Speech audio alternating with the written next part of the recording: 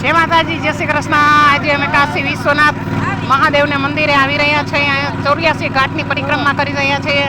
84 ઘાટમાં તો ખાસિયત એ છે કે આપણા પાપના પાયચિત થાય છે। અહીંયા તમે જોઈ શકો છો હરિચંદ્ર ઘાટ, જ્યાં હરિચંદ્ર ઘાટે ઊભા રહી અને વેચાણા હતા અને કાશીનું મરણ એ એક મહાન ગણવામાં આવે છે। અમે જોઈ શકો છો ઘણી સબ પણ ભરી રહી છે અને કાશીનું ઘાટ, કાશીનું મરણ, કાશીમાં જે માણસ જે ગુજરી જાય, જે દેહ ત્યાગ કરે છે એને એમ કહેવાય કે કોઈ દી જો લખ 84નો ફેરો ફરવો નથી પડતો। એટલા માટે તમે લાઈ જોઈ શકો છો અહીંયા ઘણા મૃતદેહ એના અંતિમ સંસ્કાર કરી રહ્યા છે અને મૃતદેહના અંતિમ સંસ્કાર કરવા માટે એમ કહેવાય કે સરસ મજાનું અહીંયા ઘણા અગ્નિ સંસ્કાર, જેનો દેહ પડી જાય પવિત્ર માનવામાં આવે છે અને કોઈ દી ક્યાંય ફરવું પણ પડતું નથી।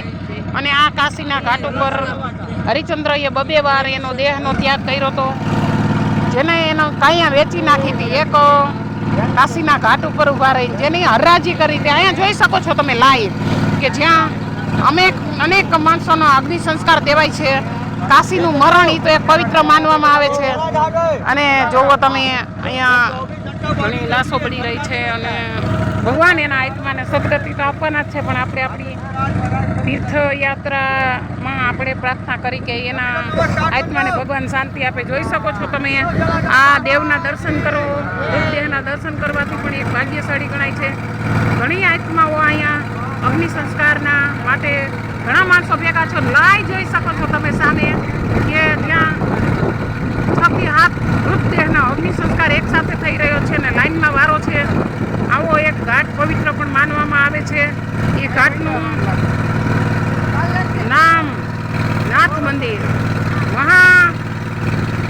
ઘાટ મંદિર છે અને એક પછી એક 84 ઘાટના લાઈ દર્શન કરવાની પણ આપણને બહુ મજા આવે છે। સામે તમે નજારો પણ જોઈ શકો છો, ઉડિયાનાની અંદર લાખો માણસો બેસી રહ્યું છે અને લાઈ નજારો પણ જોઈ શકો છો। તો જુઓ, આજે કાશીનું એક માયતમ છે, જેનું કાશીમાં મરણ થાય એ એક આત્મા ભાગ્યશાળી બોલાય છે। તો આજે સરસ મજાના એક અમારે અહીંયા બેનો ગીત પણ રજૂ કરે છે। ભાઈ રે માસીડા વીરા હોડીમાં બેસાડજે, ભાઈ રે માસી